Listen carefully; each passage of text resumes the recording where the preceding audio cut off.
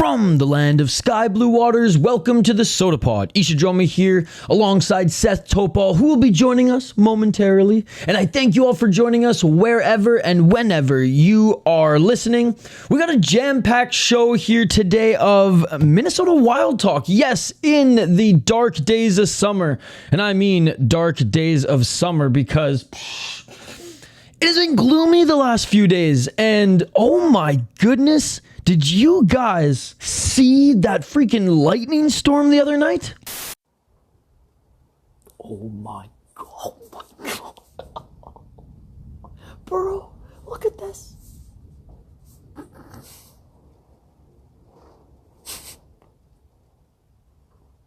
Oh my god. This is crazy.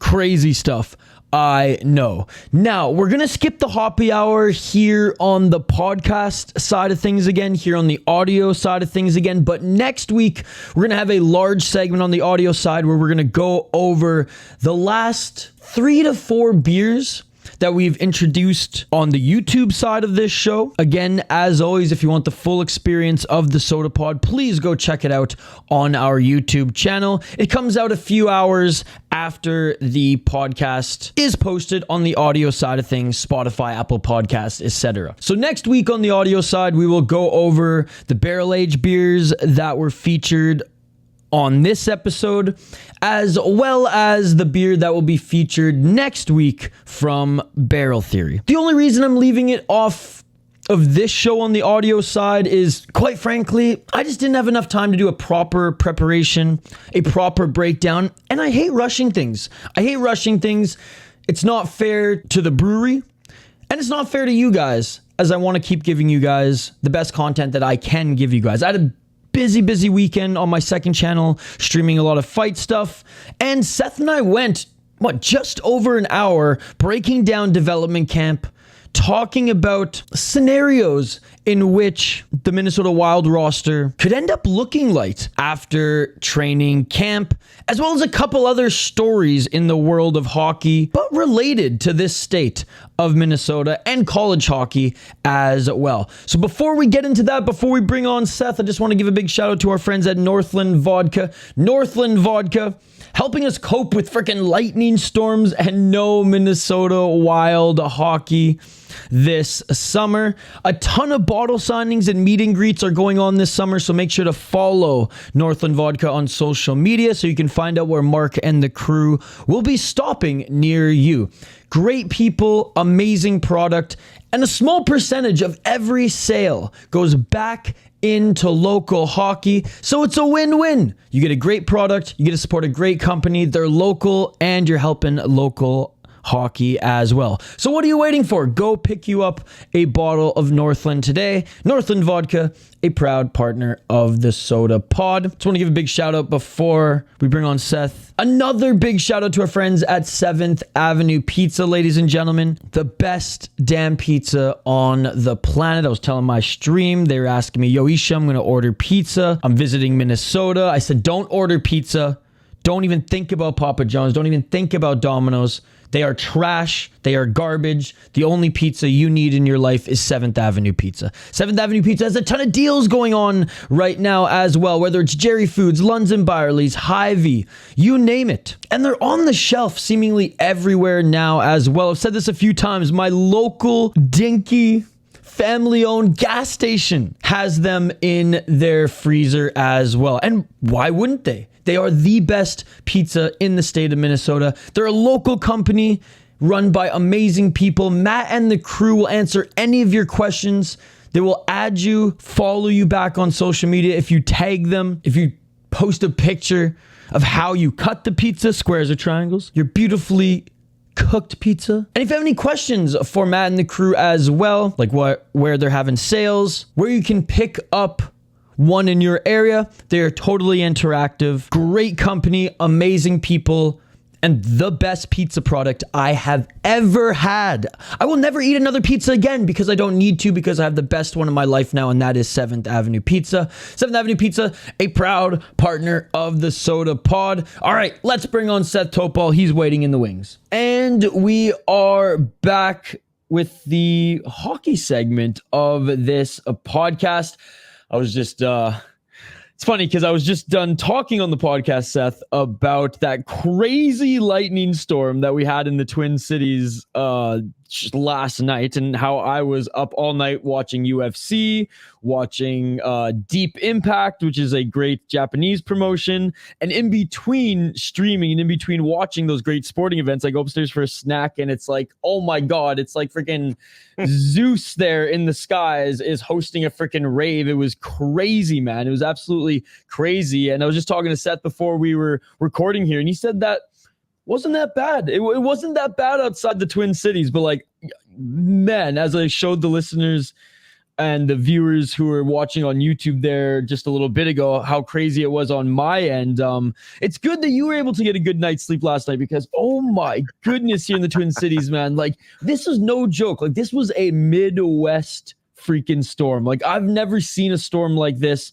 And I used to go storm watching on the West Coast, but it's very different, you know, storm watching on the West Coast, watching like the crazy waves, having these crazy winds come through. This was unlike anything I've ever seen. I wanted to go out and film some of it because I have a pretty nice little camera, pretty nice little cinema camera. But I was like, honestly, I saw 2 bolts, one land right in front of my house on the street, and one land and hit the park just like a block down from my house as well. So glad that you stayed dry. Glad that you were able to have a good night's sleep last night, because my goodness, man, between the adrenaline and the dopamine from watching fights all night to that, like, I'm just still wired right now.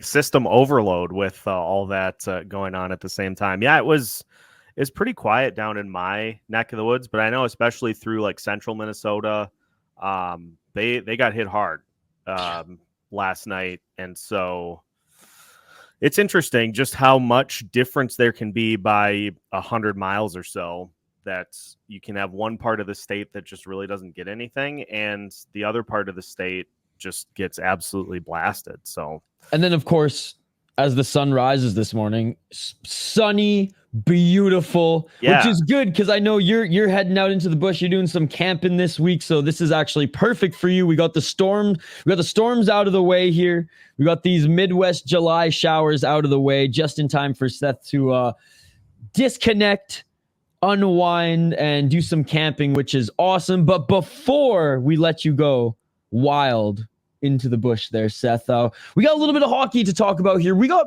pretty much Minnesota Wild talk here exclusively. We got just 2 little stories that are unrelated to the Wild, but are still related to, well, the interest of our listeners and our viewers here. But let's firstly start with development camp. Minnesota Wild Prospect Development Camp just wrapped up, and I know you were keeping a close eye on it. So what were some highlights? What were some interesting stories that you can share with us based on your contacts there?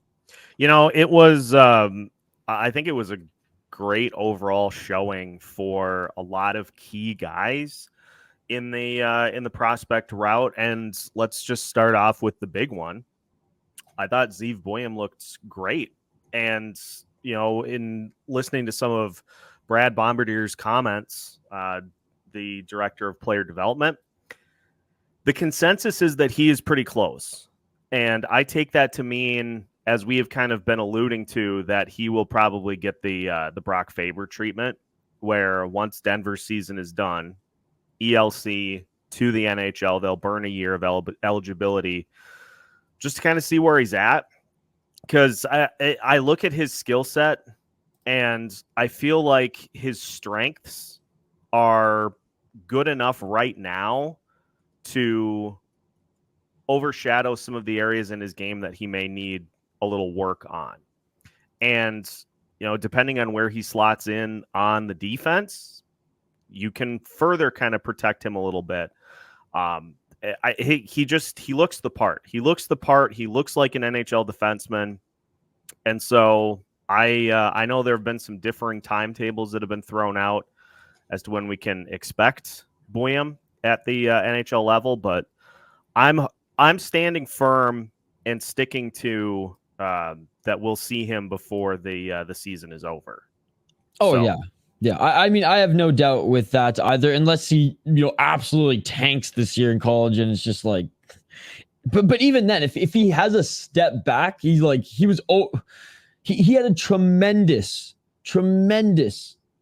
freshman season that even if he takes a little bit of a step back, that might, I don't think that's going to be any reason for him to stay in college next year. Because even, Spoke Z, who covers the prospects for the Sota Pod, he said that like everything is pointing in the direction that he just needs one more year to just physically develop, if anything, right?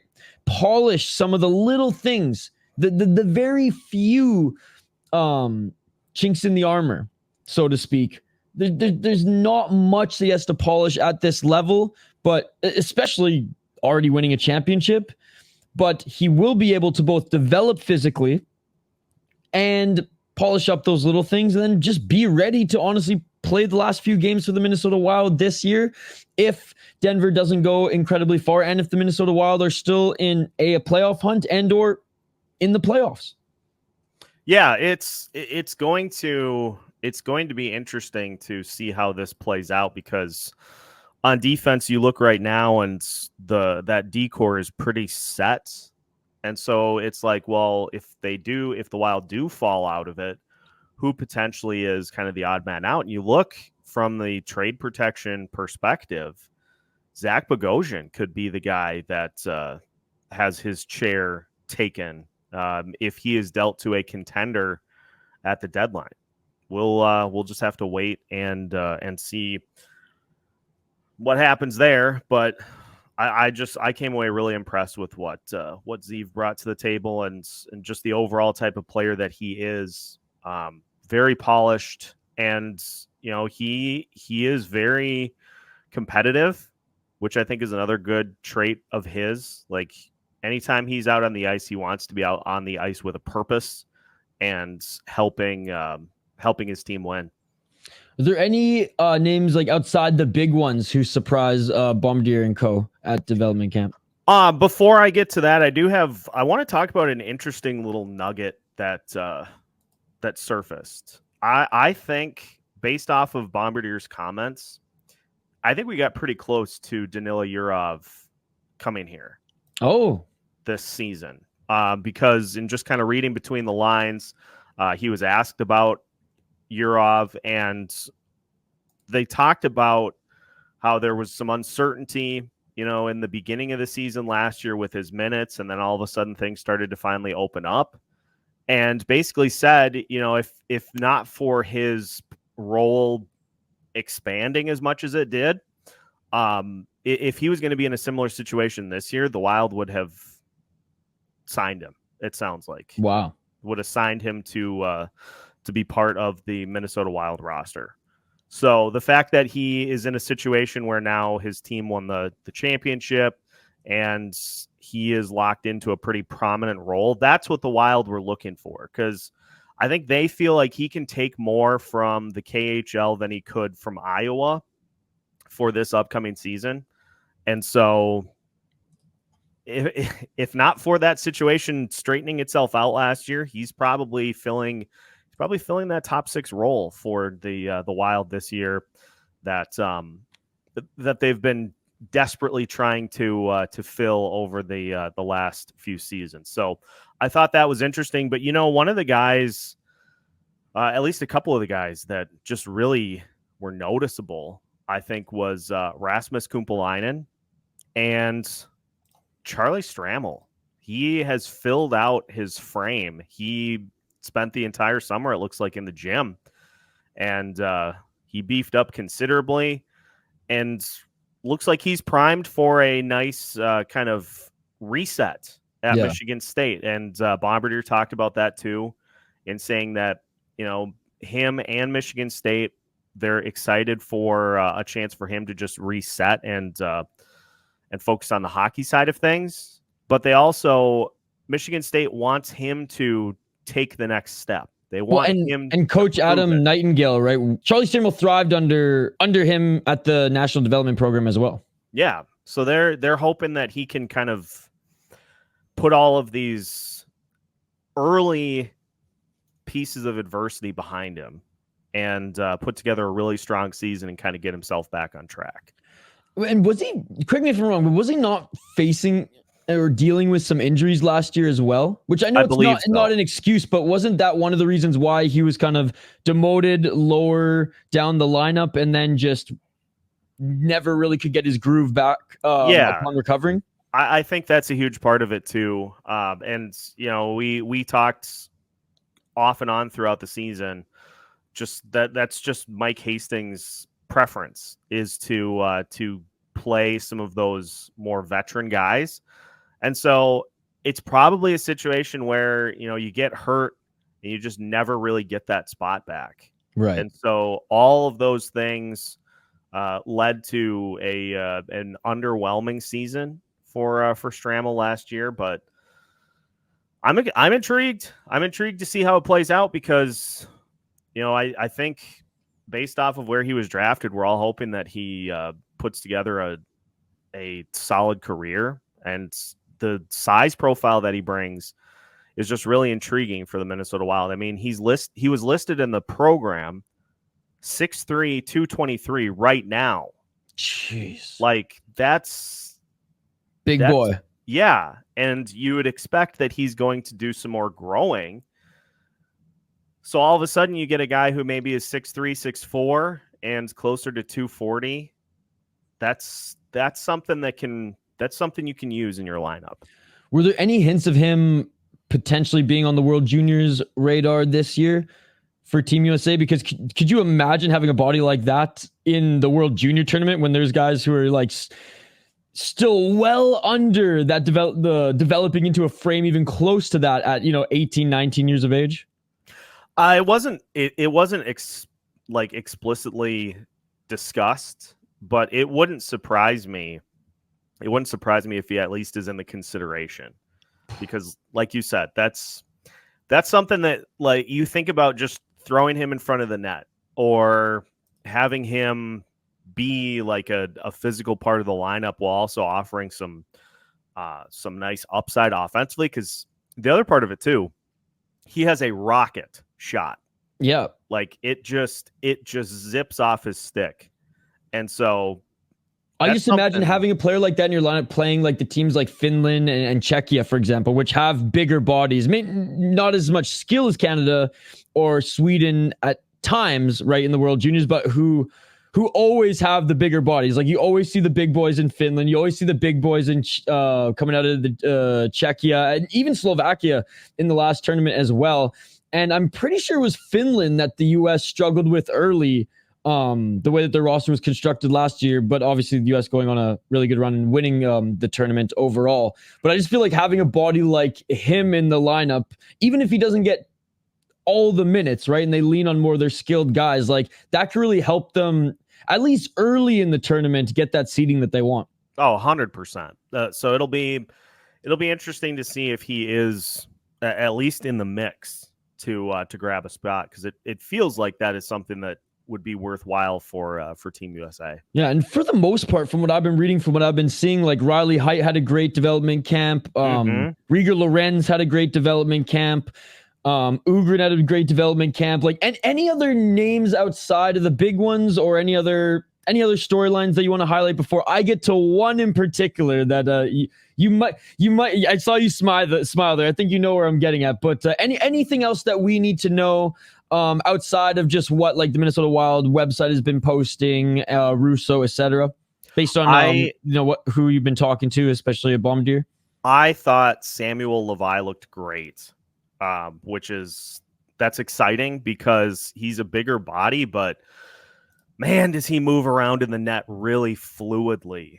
That was one of the fun parts to kind of see, is that they were working on some drills where they would get a quick shot off, but then the rebound would kick out to another skater who would try to quickly work behind the net. for like a wraparound shot or just try to get some traffic in front. And he moves around in the net fantastically well. And so this guy, he was a guy who was just brought in to kind of help with the organizational depth at goalie, but he might have been a nice little diamond in the rough find for the Minnesota Wild. Yeah, a Slovakian goaltender who was passed over in the draft. So then when he's passed over in the draft in 2018-19, he actually elected to go play in the QMJHL. Had two pretty decent seasons with Sherbrooke. And again, it's a super high-scoring league, so it's kind of hard to judge a guy off just the stats there in the QMJHL, but a massive body. Like, he's huge. Talk about another big boy, 6'3", 218 pounds. And after his 2 years in the QMJHL, he went and played pro in Slovakia and the Czech Republic. And last year actually had a really good season, playing 28 games for Pizen HC. And in his 3 years playing for the World Juniors as well, 2019, 2020, and 2021, he was their top guy. He was Slovakia's top guy, playing starting 5 times for in each year in that tournament. So I knew who he was. I was familiar with who he was. So when I saw him on the list, when I saw him in clips and in articles and people talking about them, giving their notes on development camp, I was like, I know this guy. He's an absolute beauty. And he's coming for Eriksson X title. He's coming for Eriksson X title as maybe not Mr. September here, but perhaps Mr. July, Seth. Take a look at this. The bike yesterday. It was not yesterday. Or It wasn't? 2 days ago, yeah. Monday? Yeah, Thursday. What happened there? I don't know. Just not good enough equipment? Yeah, exactly. Or I just pushed too hard. Try to make a statement. Yeah, I did, I think. It just broke. Yeah. What kind of bike was it that Samuel broke? Oh, downstairs? It was just one of those Aerodyne wind bikes or whatever. Yeah. Yeah. I broke. It was like the Schwinn Aerodyne. I broke it 7 up. Yeah, 7. Oh, so it wasn't a big Big deal. strong man. Yeah, no, but I sat on it. I broke it. Sorry, that's totally different. Sorry, I thought we were talking about the same thing. No, Like, yeah, he broke it when it like it yeah. was working, Well, right? he's powerful. He's Yeah. a powerful kid. Yeah. Okay. Yeah. So we were trying to- Yeah. So totally different breakage. Yeah. Sorry about that. Show up day one and. Yeah, he's a powerful guy. Yeah. He's a big Yeah. man. He's a giant. Yeah, he'll And be he's- here in Iowa. Yeah, he's signed with us this year. Yes. He's confident. It seems we asked him if there were any forwards he was were hard to stop the puck Yeah. against, and he said no, not a single one. So he's got a good Perfect. confidence about it. I like it. You better be confident as a goalie. Yeah. So. Loved that clip coming out of the Horizon Wild series that the Minnesota Wild put out covering development camp. But that was just it. First day, they're doing some tests. He gets on the bike and he breaks it. He gets on the Aerodyne and he breaks it, not by sitting on it, as they alluded to there, but because he was just going so hard. He was maxing it out and ends up just snapping one of the arms off of it and one of the fans breaking off. And again, these ain't cheap YMCA Aerodyne bikes, right? No. These are used at the National Hockey League level. And like you said, or like you guys saw there when he was asked about it, he's like, I don't know what happened. I just pushed too hard. So I'm so glad you brought up his name, Seth, because organizational depth, you need that in goaltending. And we were even talking about how the Minnesota Wild need that because, they drafted a pretty talented goalie in this last year's draft, but like he's 4-5 years away from ever sniffing pro Iowa, let alone the Minnesota Wild. And this guy coming in at 23 years of age, confidence like that, 4 years of pro under his belt already. I mean, this is great. This could be a diamond in the rough. He could come in and actually like put up pretty good numbers in Iowa and be just having that confidence on the back end there, being young, but not like a 20-year-old, not a 19-year-old. I think that'll be really good for this Iowa squad that needs some more quote unquote veterans, needs some more older players, to be perfectly honest. And coming off the season that they had last year, needs to bring some confidence to that group. Oh yeah. And Bill Guerin, they made a ton of moves to try to help with that organizational depth because you saw it last year, a bunch of those D prospects just all together, not really having somebody to be able to show them the way. That's what Dakota Mermis was supposed to do, and he spent almost the entire season with the actual Wild. So they go out and they add some veteran depth to be able to just help some of these young guys kind of show them the way. But especially at goalie, like it was Jesper or bust last year. Yeah. And now, depending on how things play out, right now you've got Philip Gustafson and Marc-Andre Fleury in the NHL. You have Jesper, who is going to be the injury fill-in, and will probably get some more starts throughout the year too, depending on kind of how things go. But now all of a sudden you've got Levi. You've got they added another goalie, more of a veteran guy to the mix as well. And you put yourself in a much better situation to be able to handle injuries all around than they were last year, where it's like, well, we gotta rely on these guys. Well, they're not ready. So now you have kind of created a middle ground that if you suffer some sort of an injury, you've got some clearly defined guys that can step in and help. And you can just continue to develop those prospects until they are ready to be the one. Absolutely. And like I said, I just love that he has pro hockey experience. Obviously not at the AHL level, which, KHL and AHL, those are the two, second, the second and third best leagues out, under the National Hockey League. Some people can make an argument that it's the AHL. Some people can make an argument that it's the KHL. Whatever way you go, it's 2A and 2B to the National Hockey League. But a young guy getting that responsibility, playing, having 28 starts for a league like in Slovakia or the Czech Republic, where they have shorter seasons than that of the National Hockey League. He had a good chunk of starts last year in particular, and his numbers were good. I love that he oozes confidence. So, that was one of the cool stories to come out of development camp as well. Outside of obviously the big names, doing well and rising to the occasion, and no one really coming in and the coaching staff or people covering the team being like, oh, I wanted to see more of this guy. Obviously, Riley Heights oozing with confidence as well. I mean, in his mind, he's making the team. And I don't know if you got a chance, you or the listeners and viewers got a chance to listen to the latest Judd's Buds episode where Hoppy and Joe Smith had Riley Height on the show. But kid is a good old boy. He's a Sasky boy out of Saskatchewan, Canada, and great work ethic too. Worked on his parents' farm, and you can just hear his work ethic just emanate through that interview, and how hard he has worked to get to this point, how hard he worked to put up all those numbers and have that success with the Prince George Cougars of the WHL last year, and how hard he's worked at development camp, and how dialed he is to make this team the Minnesota Wild this year, which I am really hoping that he has a good training camp for them, and he forces the Minnesota Wild to make that tough decision of, we're keeping this kid, we're not sending him back to junior. Yeah, and the adjective I would use to describe his game would be slippery. He's very elusive with everything that he does. He has a great ability to kind of deke out opposing skaters and get them to commit to a move that he himself is not committing to.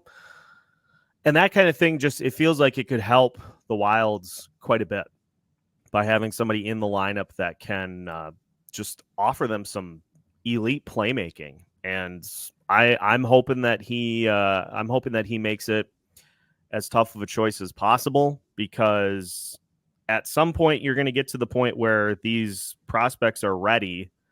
And if you're trying to talk yourself into not having them on the roster, then that's a problem. If these guys get ready to go, let's create them spots so that they can show what they've got.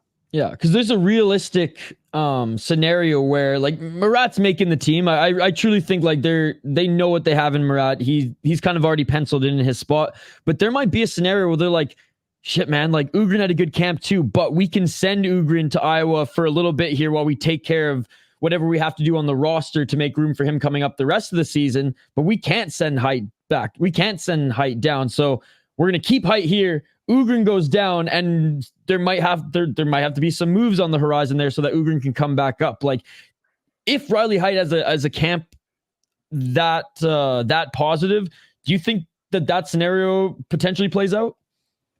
I like to think so. I feel like if you are really trying to win this season and Riley Height comes in and just blows you away, you can't really make a compelling argument like, well, player X gives us a better chance to win. Like, if he comes in and he provides just a ton of good skill that you need, because it's definitely needed. Yeah. And not just him, but like Liam Ogren. If he comes into camp, which by the way, he's a moose, like just huge. And if he comes in, if all of these prospects come in and just blow you away, you gotta give them the opportunity to return the favor. And so I hope that there are tough decisions in training camp, because it's just, if you're going into the season with pretty much the same mix and expecting a different result, that's a tall order. Well, or I would rather have a similar result of the Minnesota Wild not making the playoffs next year, but with a year of development for some of these younger guys, in a full year for Murat, a full year for Riley Height, and a full year for Liam Ugrin. Now, again, they might have to, like you said, you mentioned the word moose there. They might have to bring in a younger moose and get rid of an older moose somehow, right? But if that's the case, if they have to do that, then by all means do it, even if it means, the roster's not ready to make that jump. Yurov's hasn't come over yet. It's Fleury's last year, whether he can help them to go on a run again or not. Like, the Wild aren't going to win the Stanley Cup next year. And in this Central Division, the Wild are lucky to even make the playoff sets. Let's just be honest here. Let's call it for what it is. Let's live in the realm of reality. If they do push for playoff spot at the end of the season, that's a win in my book. If they make the playoffs, then fucking rights. That was unexpected given how good the Central is. But if they don't make the playoffs, however, at least give some of these guys, and in keywords some, I only think that Liam Ugrin and Riley Height are realistically the only two additional guys, other than, again, Murat, who I think they're just going to have penciled in, who will be those two new young players on the team. And even then, the Wild have to make room for one of them. But long and the short of it, if they don't make the playoffs this year again, I would rather them not make the playoffs while still developing guys who are better suited for the National Hockey League than the WHL right now in Riley Height, and a guy like Liam Ugrin, who is clearly ready for the National Hockey League as well. Yeah, it just comes down to it. And this is where I think there's kind of that disconnect, is if you think that a guy is ready, you got to give him the full opportunity to prove it. And yes, there's going to be some struggles, but if you just keep pushing it down by a year and say, well, we've got all these veterans in the lineup, like, at some point you just have to be willing to commit to it. And yes, there are going to be hiccups. Yes, there are going to be stretches where, young players especially, struggle. But the best part about young prospects is that a lot of times they step into that moment, they step into that challenge, and they exceed your expectations because of the fit, because of their skill set. And a lot of times they bring some things that you didn't expect them to, but you don't get the opportunity to see that happen if you just say, well, we have a spot open on our fourth line, so let's take Riley Height and throw him in on the fourth line just to fill a spot. It's like you have to change your thinking from filling a roster spot to giving somebody an opportunity. Yeah, no, for sure. For sure. Speaking of getting another opportunity, the Minnesota Wild re-signed Sammy Walker to a 1-year deal. If he plays in the National Hockey League, he'll make a salary of $775,000. In the AHL, a pretty good deal as well, Seth, with $125,000 as a salary for the year. Assuming he plays most of the year down in Iowa, which again, other than an injury call up this year, that's likely where Sammy Walker will play, unless he absolutely blows everyone's socks off at training camp. I've liked what Sammy Walker has done in the AHL thus far. Originally being a 7th-round pick of the Tampa Bay Lightning, he decided to stay in college and forgo signing a deal with them. Played his entire college career with the Minnesota Gophers and dominated as a leader for that team as well. As soon as he was a college free agent, signed with the home team, the Minnesota Wild. And I think a lot of people are too critical of Sammy Walker or had too high expectations of him. He was a 7th-round pick, okay? He was a 7th-round pick who did very well in college, but it's not like he was like an over point per game in college, right? And yes, his first full season with the Iowa Wild was awesome. 27 goals, 48 points. A little bit of a regression last year, but a regression in goals, sure. And again, played more games than just 56, but still had a decent season in 45 points, considering how bad the Iowa Wild were last season compared to 2022, 2023, where they made the playoffs and were actually a good team. Yeah, I don't read too much into players' struggles from last year because I think everybody collectively at the Iowa level. And he led the team in points. Yeah, I think a lot of players took a little bit of a step back. And so that just speaks to a young team that didn't really have any leadership out there. And so if you get a few guys that can come in and say, hey, this is the way that we're going to do things, that I think can make a difference and can lead to all these guys kind of figuring out their spot in the lineup. And it's going to be a much deeper Iowa team this year. So I feel like that's going to help everybody not be asked to do so much. And so Sammy Walker's well liked, and he's going to be one of those guys that's in the mix for an injury call up, but I would imagine most of his time will be spent at Iowa, and that will probably lead to him being able to have a better year because he's more focused on just performing as opposed to, hey, I got to be performing at this particular level so that the NHL will notice me. Like, just go out, play your game, and just see what happens after that. And in his second year in the AHL, he's already put himself into a leadership role, given how young that team is and the fact that he was in a leadership role in college as well for the Gophers. Yeah, he's going to be somebody that a lot of the younger players on that team will look to, and it's another quality that the Wild really value is those guys that are leaders and those guys that are winners. And so he's a good add to the organization. It'll be interesting to see because I'm sure he's eager to prove that last year was a one-off. So I would imagine he'll bounce back with a good season here this year.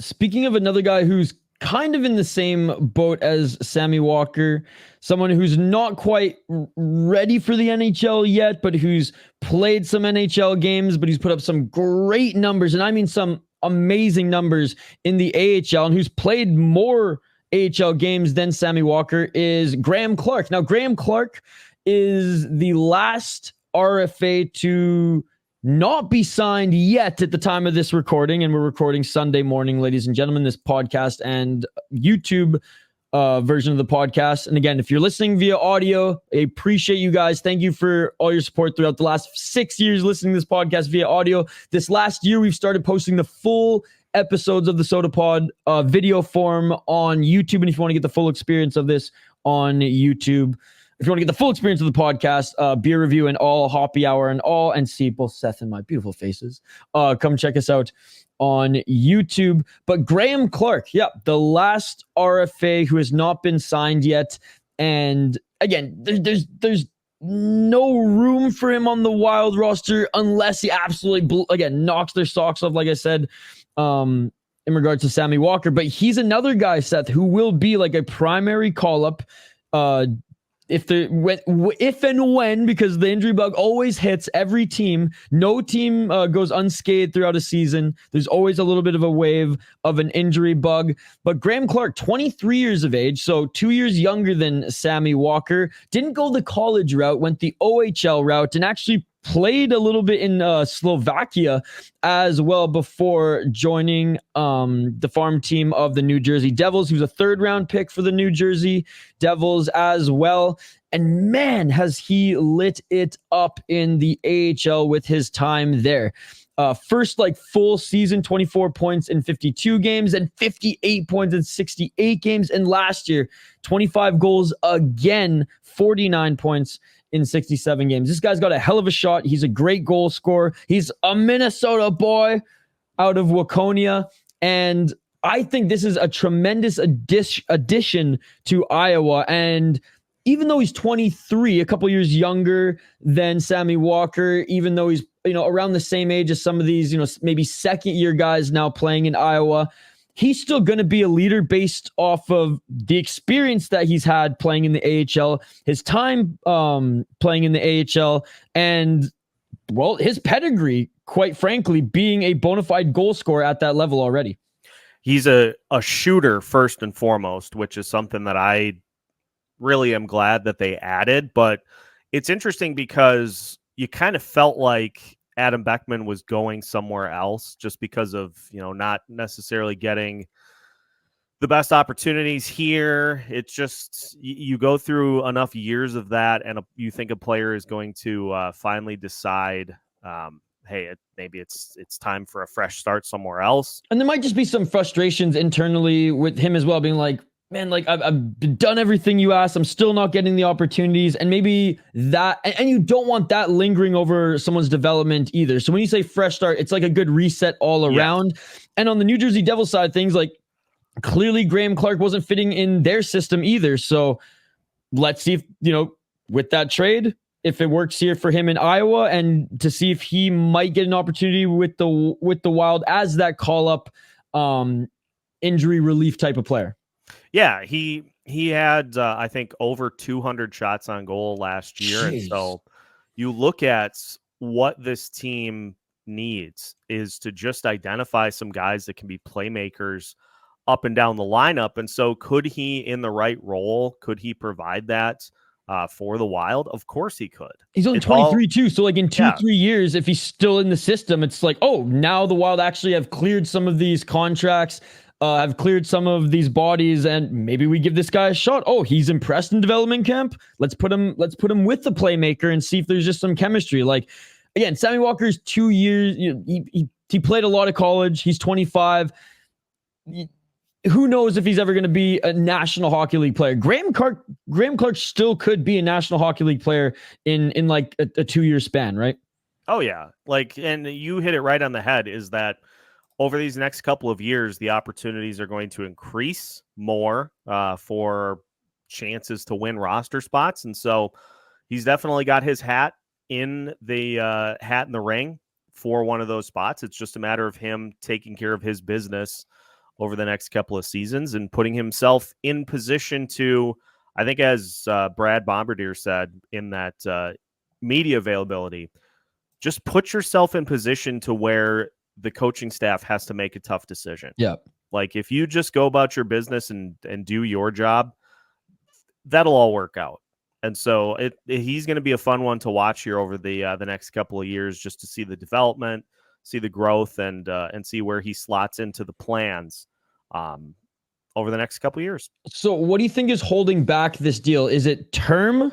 Is it two-way contract term, or is it dollars, right? Is he wanting more money than Sammy Walker? Is he wanting, I want $800,000 to play in NHL and I want $150,000 plus to play $1,000 to play in AHL? Or do you think it's, I don't want 3 years two-way, I want a 2-year two-way so I can actually have that opportunity to sign a one-way sooner than later? I would imagine both are factoring in. Like, it just comes down to, if he's going to be here over the long haul, you want it to be worth your time. And so I would imagine he'll get something right around where Sammy Walker's at, probably a little bit of a bump. But it's probably, too, just trying to, let the dust settle a little bit with all these minor league signings. I don't imagine we're going to have an arbitration situation here. It's probably just a matter of signing on the dotted line, getting the deal done, and getting him into the organization. But 2-3 years, it will be interesting, because if it is a long-term, if it is like a 3-year deal, then it's clear that they want him to be in the mix for some of these open roster spots. If it's like a 1 or a 2-year deal, then they're definitely in like a let's wait and see approach. Yeah. Well, I would imagine that, his agent also, I'll push back on that a little bit. Like, his agent might want a 1 or 2, because they might want to force the Wild's hand this year and be like, look, like, if he helps this Iowa Wild squad take a way bigger step than they did last year, which it's only up from where they were last year, and he sets, say he gets like 70 points, right? He's gonna want potentially a one-way deal sooner than later, right? And if they send him down, he clears waivers, whatever. He's still getting $1 million, $1.1 million in the bank. So I agree with you. I think the Wild are probably trying to get him on like a 2-3 deal. I'm imagining his agent is being like, well, if you get us on a 3-year deal, we want money. Yeah. Right? We want money, because, we're sacrificing 1 year of potentially signing just that one way, right? Yeah. It'll be interesting to see what wins out. But I'd love to see him get an opportunity at the NHL level, because I think the shot certainly plays. It's just a matter of kind of seeing where the rest of his game is at too. Yeah, dude, there's just like, Iowa's going to be almost, the Iowa Wild are going to be more interesting than the Minnesota Wild this season. That CHL player that they just brought in from Kitchener as well, has an insane shot, and he's actually has really good playmaking ability as well. Obviously, like, we're going to have Graeme Clarke here. We're going to have Sammy Walker back in an elevated role, new contract. Let's go. Potentially, Liam Ugrin down there for a little bit, depending on what's going on with the roster moves. And just another year of development under the belt of some of these other guys who had a lot of promise, who have a lot of skill. Like, I'm very interested and excited to see how this Iowa Wild team shakes up this year. Yeah, it's going to be exciting, because you feel like some of these guys are going to start to separate themselves from the pack, and then those are the players that those are the ones that you look at for the next wave of guys to help out this NHL team, which just needs a little bit of an injection of youth. And so we'll see who those players are by the time this season is done. Yeah, like, I'm excited to see Matthew Salt play as well, right? That 21-year-old kid, like I said, from Kitchener, who had 90 points last year on the second line. Like, he wasn't their go-to guy. He had 43 goals and 90 points. Now, he was an overager, right? He played until he was 20 with the team, but still, even when he was a 19-year-old, 56 points. The year before, 22 points. And I just think that was an incredible signing by Matt Hendricks to give him an opportunity at the pros, because clearly dominated junior, has an incredible shot. And if you look at some of his highlights, it's not like he was the biggest guy on the team. Even though he was 20, it wasn't like he was a man playing against boys. He had that skill. He has that skill. He has that shot as well. So again, I'm just excited, especially to see Clark and Sop enter the lineup with Iowa, and see how and if it helps this team from an offensive point of view, because I know they were starved of that last year. Given that, Sammy Walker was pretty much leading the charge in the goal department last year, first and foremost. Yeah, it'll be fun. It'll be a fun mix, fun group, and it will be very interesting to see how it shakes out. Hell yeah. All right. A couple other things that I want to just talk about here, ladies and gentlemen. A story came out related to the state of Minnesota here, but out of actually the Boston Bruins development camp. Bruins draft pick Cole Spicer pausing his hockey career for the, and I quote, foreseeable future. Spicer was selected by the Bruins in the 4th round of the 2022 NHL draft and actually just recently wrapped up development camp with the Bruins. Spicer was playing for the Minnesota Duluth Bulldogs and told the Duluth News Tribune that he won't be playing hockey for the foreseeable future. The 20-year-old center was set to enter his junior season at the University of Minnesota Duluth, but is putting a pause on his career. He's quoted saying, "I need to figure out some personal and mental stuff first. Right now, I need to take a step away and figure out a couple things." Now, after the Bruins selected him in the 4th round, he went right to college. He was playing in the USHL. He's playing for the U.S. National Development Team before that. Didn't have the best output in his first season. Mind you, he wasn't playing in an elevated role. He was showing improvements in his sophomore year last year where, again, a little bit more opportunity, a little bit more offense there. Better job of setting up plays as I went back and watched some tape on him when I was reading this story. However, his season was cut short. His season was cut short and came to an abrupt end when he was ruled academically ineligible to play the second half of the year. Even though he was ineligible to play, he was still practicing with the team while he was enrolled in classes, and he has actually been still enrolled in classes, taking some summer courses, as we speak. So his decision to put hockey on hold came a week after he participated in the Bruins development camp, and he didn't give any indication that he'd be leaving the university when he spoke to reporters, saying that "I love Duluth with my entire heart, Grand Forks kid. I love this. I love this city. I love this school, but it's tough to watch the team play and not be able to participate."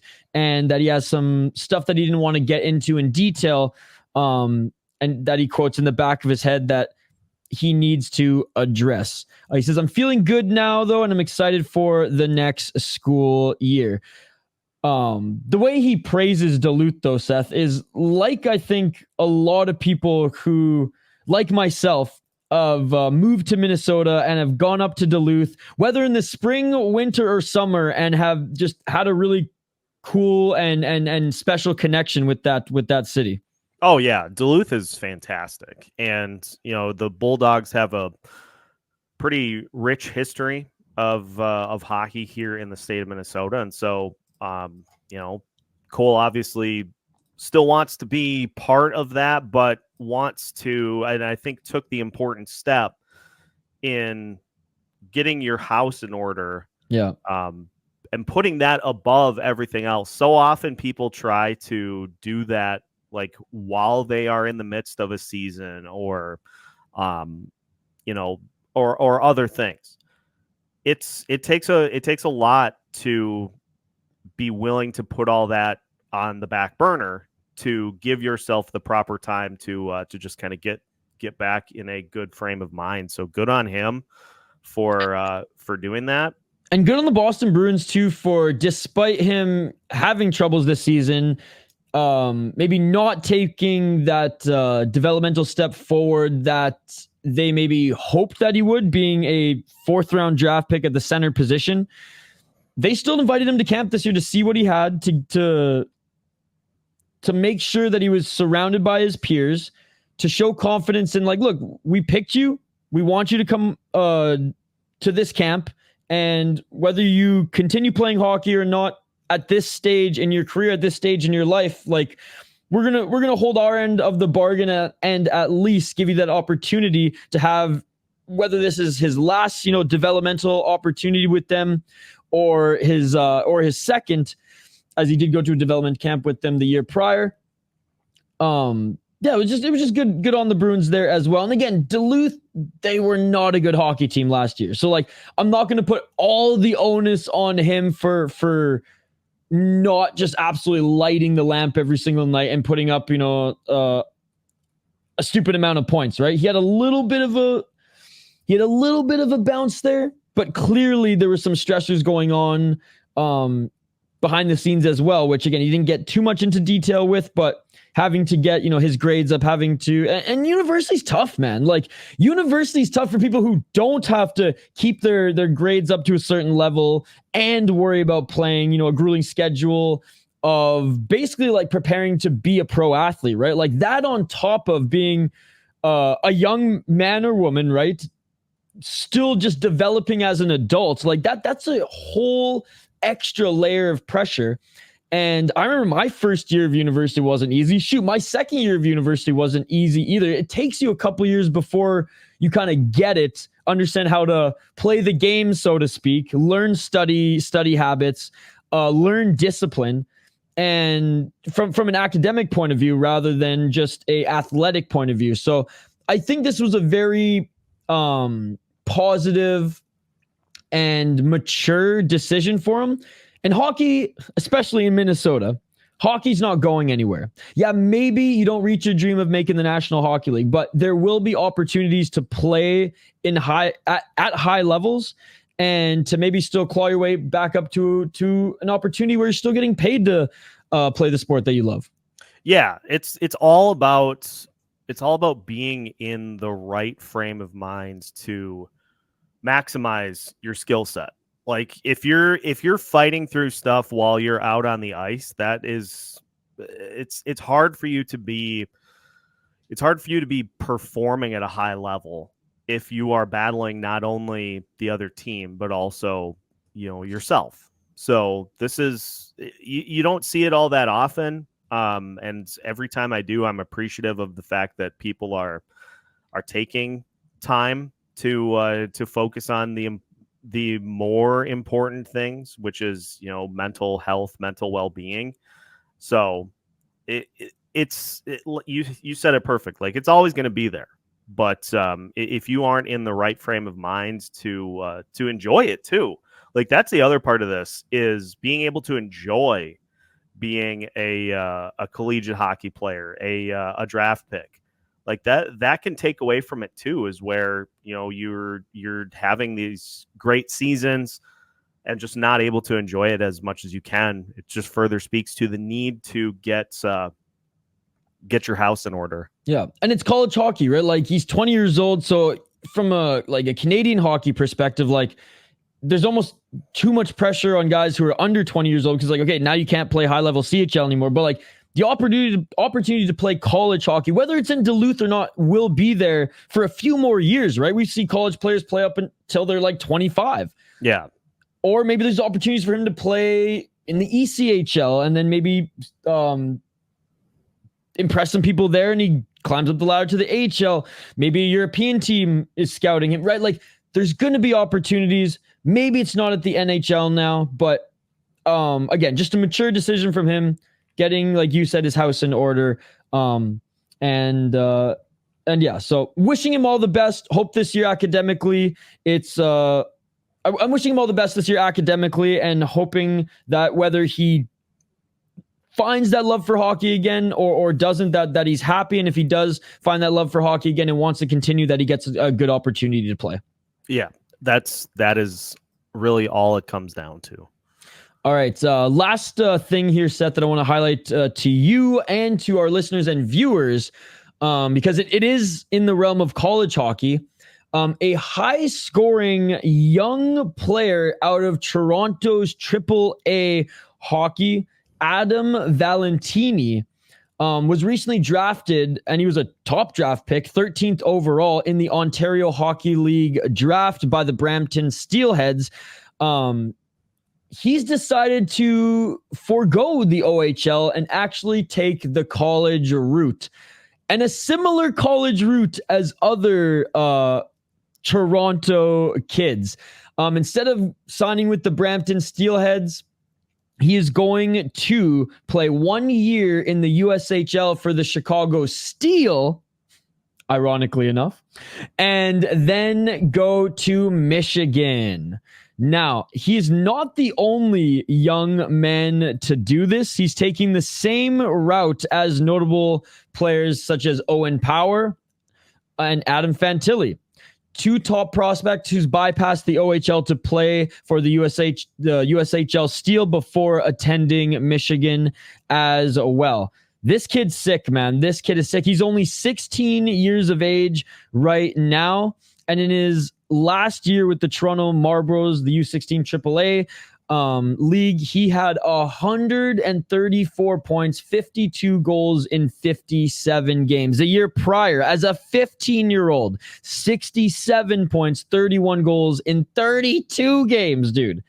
And in his first year, as a 14-year-old, 17 goals, 33 points in 33 games. So this kid is sick. This kid's, honestly, he's going to come in and tear up the USHL. So it's going to be interesting to see where he slots into Michigan's roster the year after, because this kid ain't doing 2 years in the USHL. As soon as he is ready, as soon as he hits 18, as soon as he graduates high school, he is going to be in college.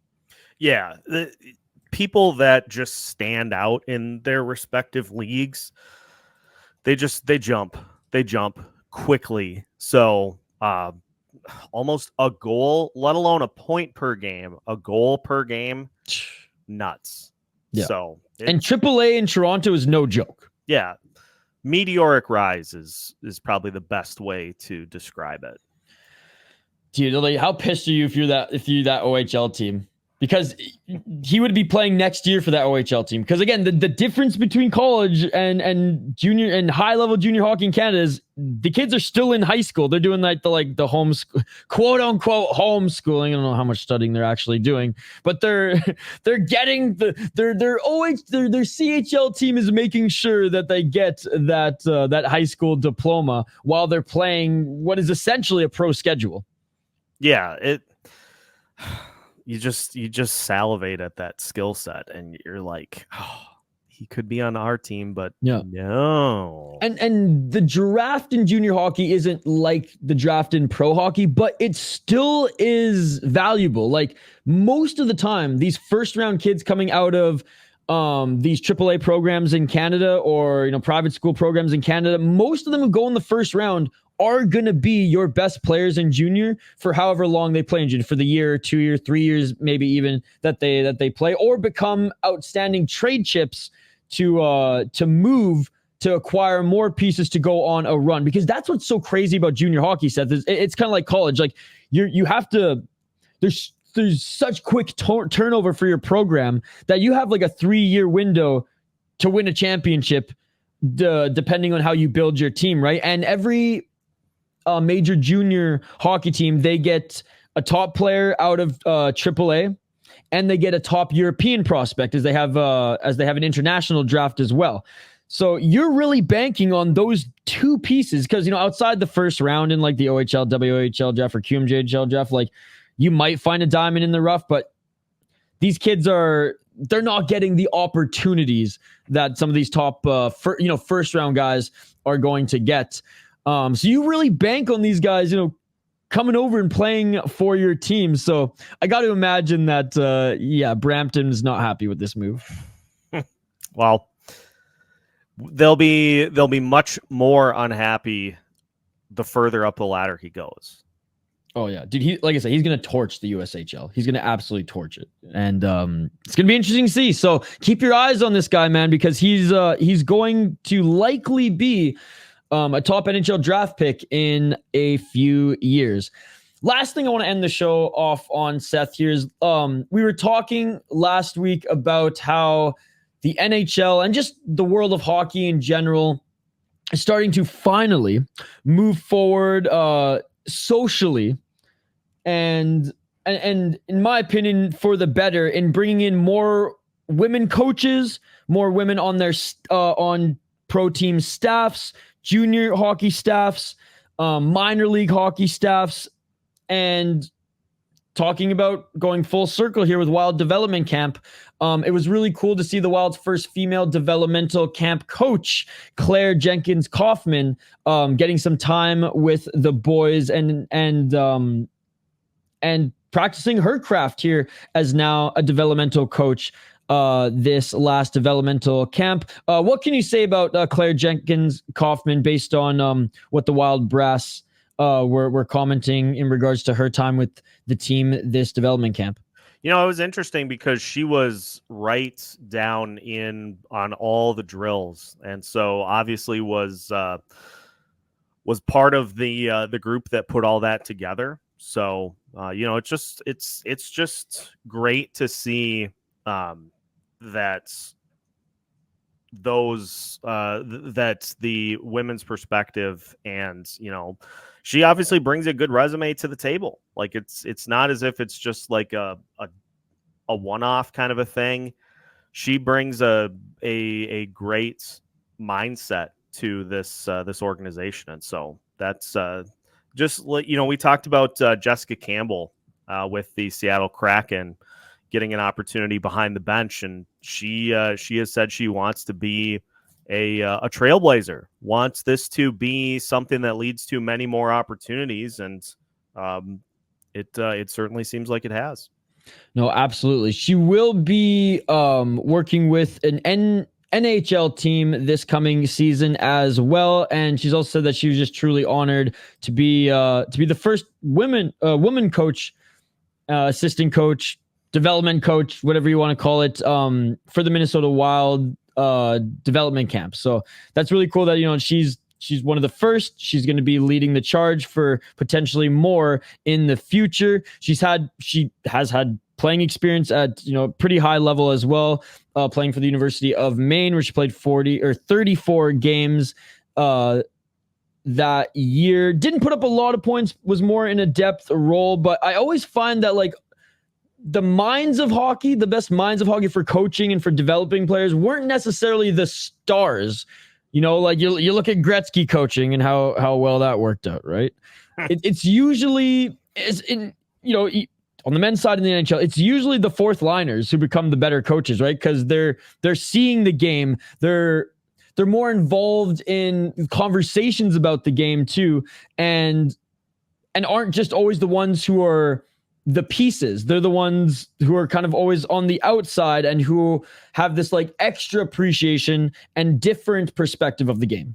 Yeah, and they're more involved in the strategy, like because they're often utilized to try to slow down an opponent's top line or to help out on special teams. Thing like your top level guys, they score the goals. That's pretty much what they do. And so, yeah, those bottom six, those fourth line guys, they have a little bit more of a cerebral approach to the game, and a lot of times that translates to behind the bench.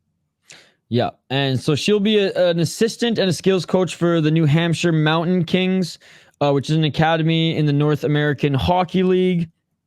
And she really values physical play, because she said, even when I played college, when I played lower levels, even though there's not as much checking in women's hockey as there is on the men's side, like that was her game. So being able to work with the Charlie Stramels and with some of these more physical players in development camp, she was very, very excited to do so, and really honored that the coaching staff and those involved in this development camp pretty much just let her do her thing. They're like, no, we brought you in here for you to share your knowledge and, not just to check a box that like, yeah, no, we're bringing women in here as well. No, they actually wanted to utilize her skill set, and they commented on that as well, which is awesome to see. Yeah, 100%. So just wanted to give her a shout out there as we go full circle on development camp. And yeah, that's pretty much it for this segment, Seth. You're going out into the bush. You're going to disconnect a little bit this week, but you still have some content dropping, and we're still going to be filming and recording our Friday episode when you get back later this week. So just let us know what's dropping on the channel. I know you have some things that are already scheduled to drop. What can people expect from Locked On Wild this week? Well, a little bit of a change of plans. I was going to go heavy on the prospect game, but I was couch ridden for pretty much the entire day yesterday, thanks to what I'm assuming is just some bad Subway. Which I have to say, guys, my worst food poisoning experience was also from Subway. So let's just, yeah, I won't. Shout out to Jimmy John's. We're never going to Subway again. I won't get too graphic, but I was violently ill most of the day yesterday. So the plan for this week is actually going to be part 2 of our recording from last week. So that will be Monday. gonna record an episode probably talking about the bubble guys for Tuesday, and then Wednesday did a crossover with Locked On Avalanche. Nice. Thursday I will record something when I get back, and then we'll record for Friday too. So there you go. Even though Seth is not going to be online, a ton of content coming out. And yeah, our breakdown of the Central Division was detailed and a lot of fun. So, we hit almost an hour on that episode, which is why Seth broke it down into 2. So I hope you guys go check that out. We both did our homework for that one and put a lot of time in prepping. Yeah. So, yeah, that one was a lot of fun, and I look forward to jumping on the show again this Friday. Seth, as always, this is the best part of the week, bringing you on here, the Sota Pod. Enjoy your time out camping. Let's hope there's no more lightning storms.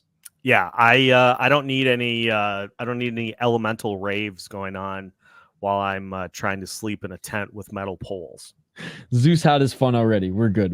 Yeah, I hope so. All right. Well, enjoy the time, my friend. We'll see you on the next one. Thank you, Seth. As always, that was a lot of fun. Hope he has a lot of fun. Hope he doesn't get rained on all this week out there in the bush camping. Before we wrap up the show, guys, I just want to say a big thank you to Better Edge for supporting this podcast. BetterEdge.com, ladies and gentlemen. They are a free platform with legal betting in the state of Minnesota, among 44 other states.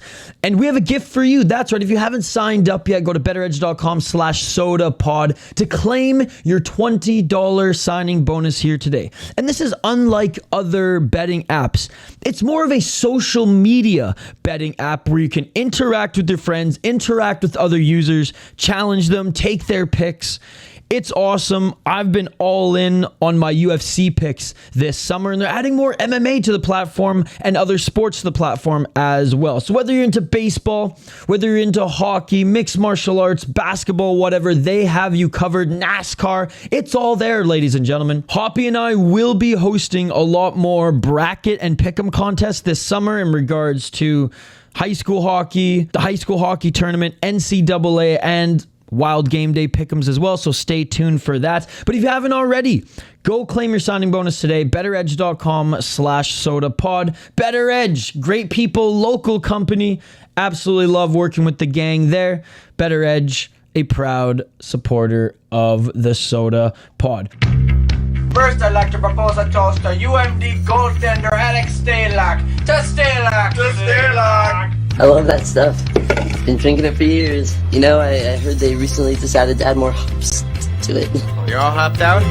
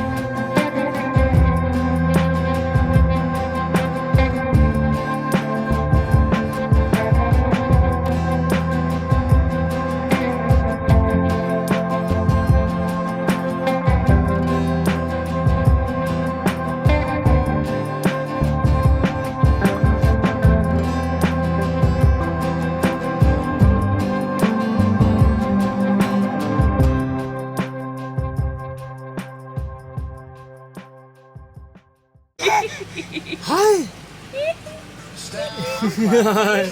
Good smile. Good smile.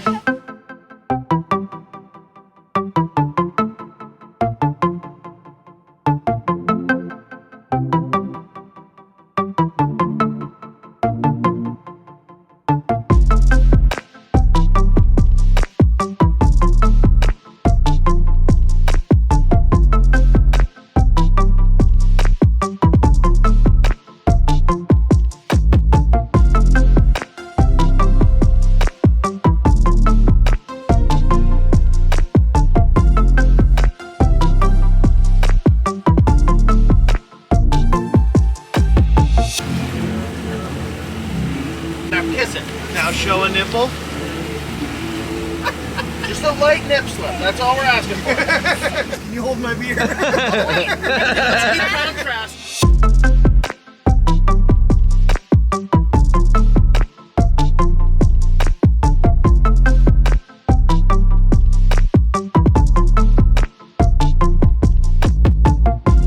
Unexpected delays. Bricksworth Beer Co. We got coconut. We have apparently almonds, which is weird. Toasted almonds. Madagascar vanilla beans and cacao nibs. Delicious.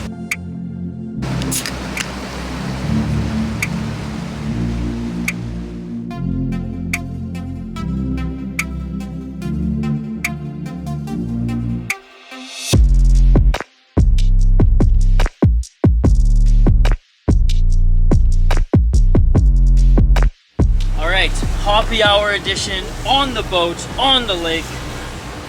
Cheers, Scott.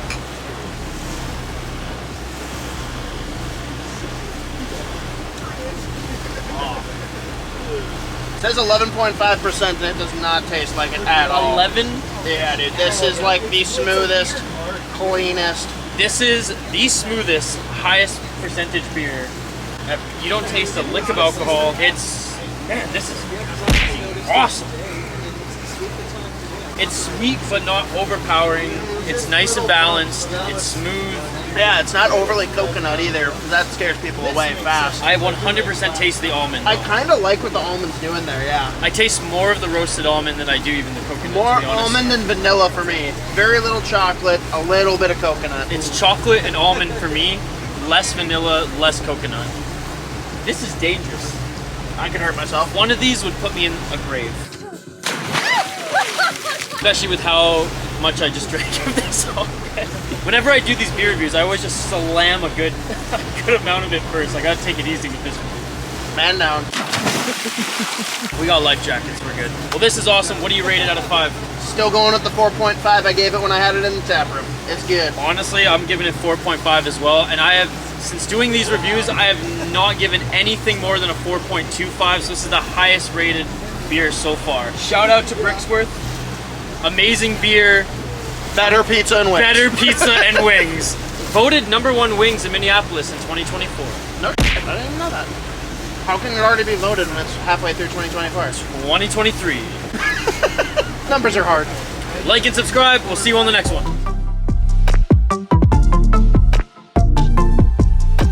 Just going for Arc. No, it'll come back up. Hat on. Yeah, party mode. Put him in sport mode. Plus the black is getting a little hot. A little warm. You're in the shade now, though.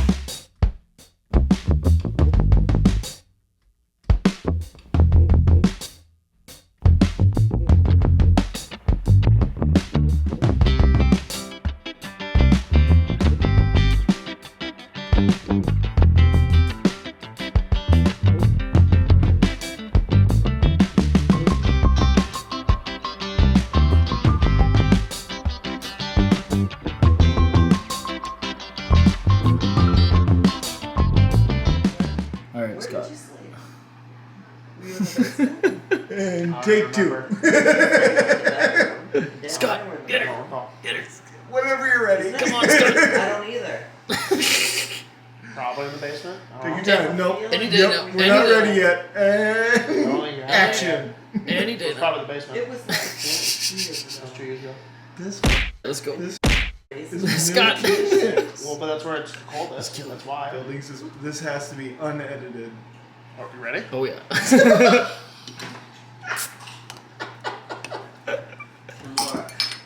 There we go.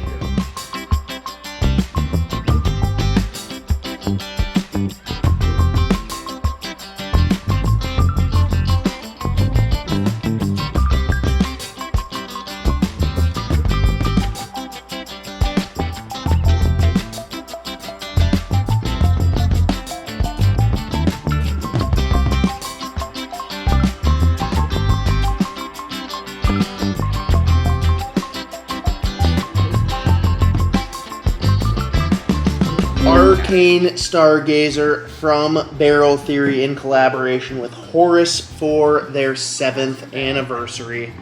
Delicious. You can't even see it because this camera sucks so much. Yeah, you can't see it. Stop. What's in it? We have a barrel-aged Imperial Stout aged in Stag Junior barrels. Nice.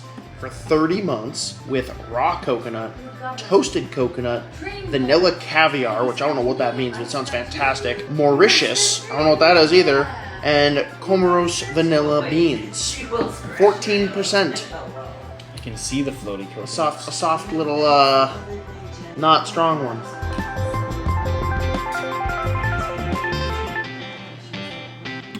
Holy shit. Whoa, that is rich.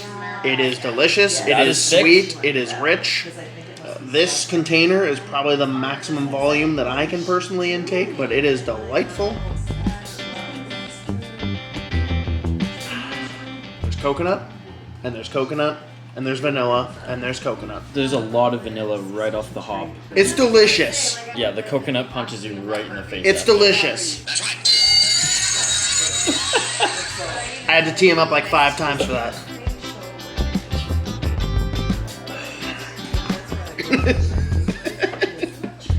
Do you think the vanilla is the most powerful taste to it? No, I get way more coconut than vanilla, but there's definitely a good amount of vanilla going on in there. I still need to know what vanilla caviar means, because I want it.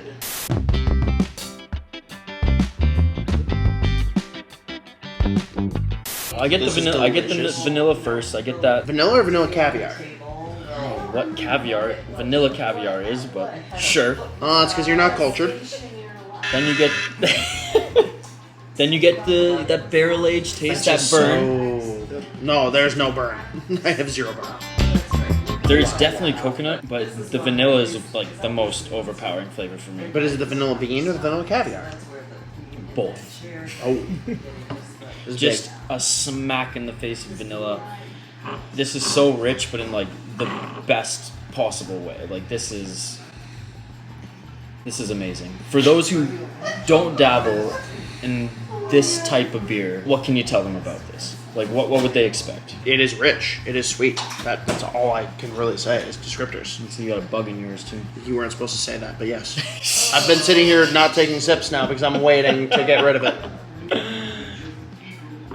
That is awful. Big shout out to Barrel Theory. They never miss. Whether To be clear, the bug was because we're up north, not because of the bottle. They never miss whether it's IPAs, but for me, what they crush The barrel aged specific. or the barrel aged specifically. I will say nothing will ever match. What was it? It was like Nocturnal something, Nocturnal Empire or something like that. That one that you were talking about with the peanut butter, Pistachio, peanut butter, Oh my marshmallow, barrel aged, and we had it right from the barrel. Nothing will top that. This is definitely a close second. Oh man, Kane is like giddy to play initials, so that's All a right. wrap. That's a wrap. It was.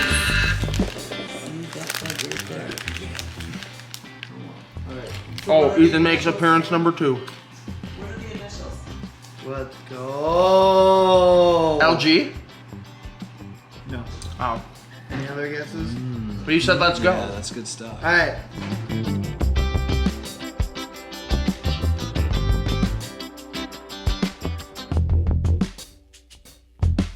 That's good. Appeared in 1990.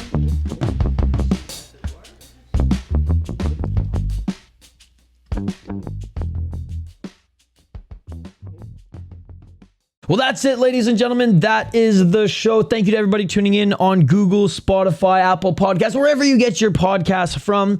The Hoppy Hour will be back on the audio side of the podcast next week, and we'll do a full breakdown, a big segment of the last 3 beers that have been featured on the YouTube side of things. And if you want the full experience of the show, the video version of the podcast with an extended Hoppy Hour vlog segment, a beer review, a full-on John's Mom's beer review, go check us out at the Sota Pod on YouTube. We have clips dropping every day from all of the podcasts under our network. That's right, Judd's Buds, Fellowship of the Rink, MNCAA, and yours truly, this Sota Pod. Every Wednesday, Hoppy and Z stream Judd's Buds, 6:30 p.m. Central Time.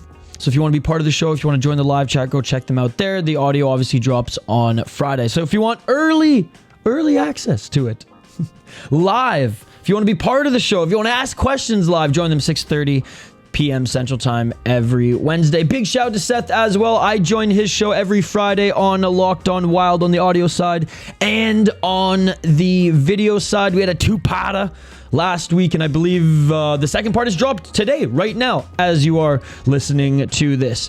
With that being said, I got a busy week, ladies and gentlemen, so I got to get back to it. Signing off, I'm Misha Dromi, alongside Seth Toupal and the crew here at the Sota Pod. This has been the Sota Pod, presented by our friends at Better Edge, 7th Avenue Pizza, Northland Vodka, and Waggle Golf. Don't fear, just drink some beer, and stay wild.